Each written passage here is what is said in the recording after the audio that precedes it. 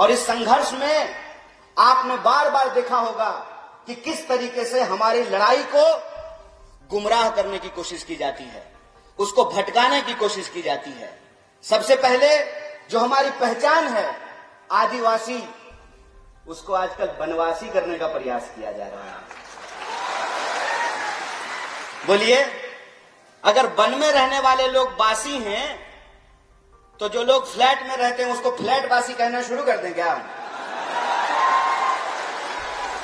अरे भारत में रहने वाला हर कोई भारतवासी है, लेकिन इस जमीन पर सबसे पहले जो उन्होंने रहना शुरू किया, निवास करना शुरू किया, वो आदिवासी हैं। और ये सम्मान की बात है, ये गर्व की बात है।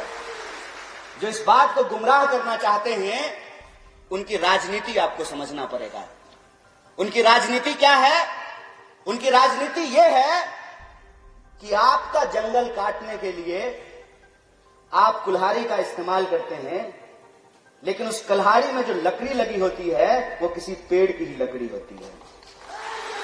यह जो राजनीति है, इस राजनीति को हमको समझना पड़ेगा कि हम किस दौर में आज आकर के खड़े हैं।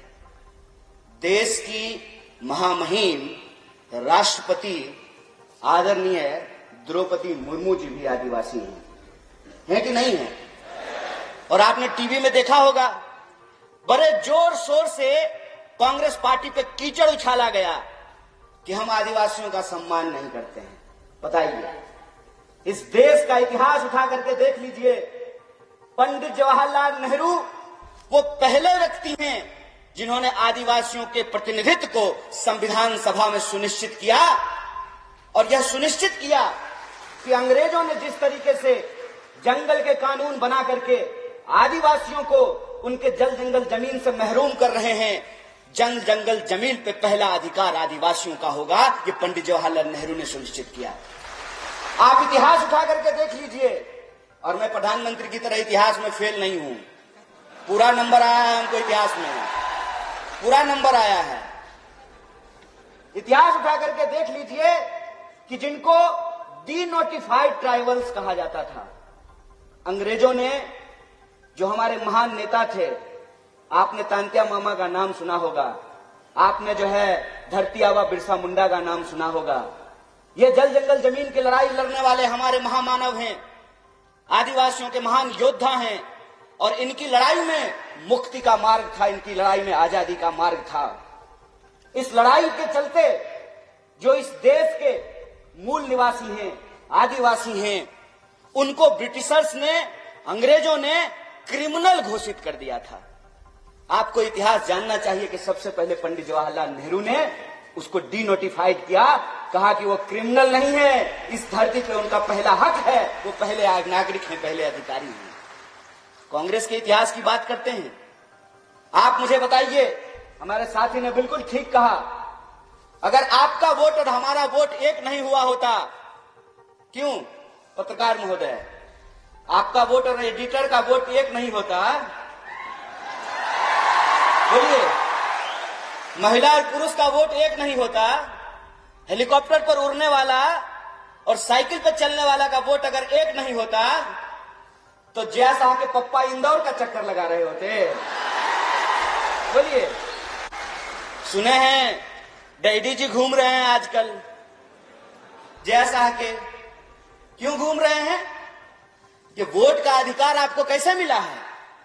ये वोट का अधिकार आपको थाली में परोस करके गिफ्ट नहीं मिला है।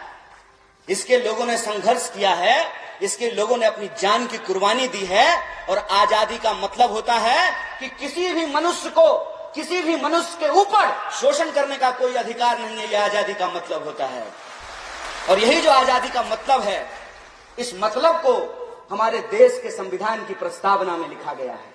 क्या लिखा गया है? हम भारत के लोग, भारत में रहने वाला, चाहे हिंदू हो, मुसलमान हो, सिख हो, ईसाई हो, बुद्धिस्ट हो, जैनी हो, पारसी हो, यहूदी हो, हर कोई भारतवासी है ना। जब भारत में रहने वाला हर कोई भारतवासी है, तो चाहे गोंड हो, भील हो, उरांव हो, सभी लोग आदिवासी हैं। यह एकता हमको समझनी पड़ेगी, यह एकता हमको बना करके रखनी पड़ेगी। इनकी चालाकी आपने देखी है, एक दूसरे से लड़ा रहे हैं। ये क्यों लड़ा रहे हैं? ये इसलिए लड़ा रहे हैं ताकि हमारी शक्ति आपस में बट जाए। मणिपुर जल रहा है। मणिपुर में मणिपुर के रहने वाले लोग को ही आपस में लड़ाया जा रहा है और सरेआम आपके रूंगटे खड़े हो जाएंगे। यहां बैठी हुई महिलाओं से मैं हाथ जोड़ करके माफी मांगता हूं। बतौर पुरुष हमने ऊपर आपके ऊपर बहुत सारा अत्याचार किया है, इसके लिए हाथ जोड़ करके हम आपसे माफी मांगते हैं। शर्म आती है कि आजादी के 75 साल बाद भी बदला निकालने के लिए निर्वस्त्र होकर के आप एक महिला को घुमा रहे हैं और आप कहते हैं कि हमने आदिवासी महिला को राष्ट्रपति बनाया है। आप एक आदिवासी महिला को राष्ट्रपति बनाए हैं और एक आदिवासी महिला को निर्वस्त्र करके घुमाया जा रहा है और महामहिम अपने मुंह से एक शब्द नहीं बोलती है। यह बात हमको समझनी पड़ेगी कि लकड़ी काटने वाले कुल्हाड़ी में भी लकड़ी लगा होता है। इस राजनीति को हमको समझना पड़ेगा। हमको समझना पड़ेगा कि अगर जो हमारा वोट और आपका वोट एक है, महिला और पुरुष का वोट जो एक है, हेलीकॉप्टर पर चलने वाला और फॉर्च्यूनर पर चलने वाला और टूटी हुई साइकिल लेकर चलने वाला का वोट जो एक है, यही वोट की ताकत है कि यह जमहूरियत जिंदा है, यह लोकतंत्र जिंदा है। 5 साल के लिए ही सही इनको जनता के बीच जाना पड़ता है, जनता की अदालत में आना पड़ता है और अपनी नाकामियों को छुपाने के लिए तरह तरह का झूठ बोलना पड़ता है। अभी हमको एक पत्रकार पूछ रहे थे कि गृह मंत्री ने कहा है मां बाप ने कितना सुंदर नाम रखा है, नड़ोत्तम, नड़ों में उत्तम, और काम कैसा है, निकृष्टम। कैसे है निकृष्टम?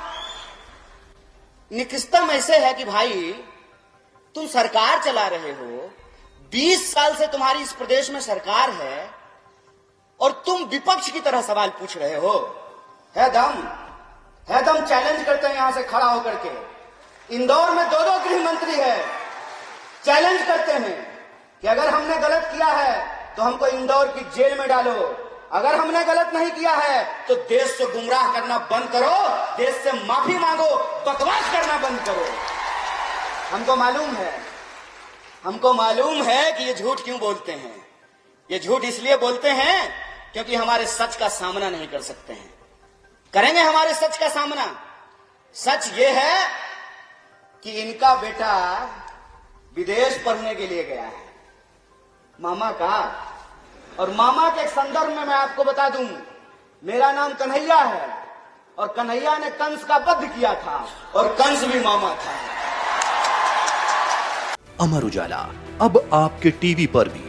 अपने स्मार्ट टीवी पर YouTube पर सर्च करें अमर उजाला, चैनल सब्सक्राइब करें और देखें ताजा खबरें, वो भी HD क्वालिटी में। और हाँ, बेल आइकन दबाना ना भूलें ताकि हर खबर हो आपके घर।